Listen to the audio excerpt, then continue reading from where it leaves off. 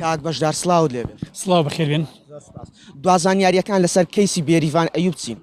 بەخێر بێن. ئێمە ئێستا لە کۆنگرەیەکی ڕۆژنامەوانیش ڕاماگەیان بێریڤان خان پاشەوەی کە بۆ ماوەی 2 ساڵ حکم بوو بەپێی مادەیەک لە یاسای ژمارە 21 ساڵی 2023 پەرلەمانی کوردستان خۆشبەختانە ئەمڕۆ ئازاد کرا بە بڕیاری بەڕێز دادوەری کەتنی یەکەمی هەولێر دوای ئەوەی کە راپۆرتی بەڕێز داواکاری گشتی لە زیندانی چاکسازی و هەروە توێژەری کۆمەڵایەتی بەڕێوەبەرایەتی چاکسازی ژنان و منداڵانی هەولێر ئەمڕۆ ئەوانیش راپۆرتی خۆیاندا لە ڕووی سوورچەوە کە پێیان باش بوو مەشمولی بە ئیفرا شەرتی الحەمدوللا مەشمول بە ئیفرا شەرتی واتە لە هەر ساڵێک 3 مانگی بۆ کەم کراوە بێریڤان ئێستا چەند کاتژمێرێکی تری شاڵە لە ناو ماڵ و منداڵەکانی خۆیتی و بەدیداری منداڵەکانی شاد دەبێت.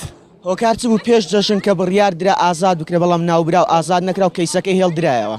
خۆی هەندێک ڕێکار هەیە لە ئیفرا شەرتی. یەک لەوانە دەبێت ئەو کەسێک کە ئیفرا شەرتی ئازاد دەکرێت دەبێت بنێردێتە بەڵگەی تاوان بۆی پەنجەمەوەری وەربگرن ئایا بزان لە هیچ شوێنێکی تێداوا کراوە یان نا.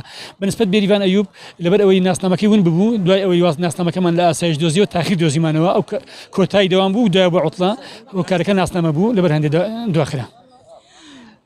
زۆر سپاس فۆ لە دوانەکە دەستخۆش. زۆر سپاس بەخێر بێن.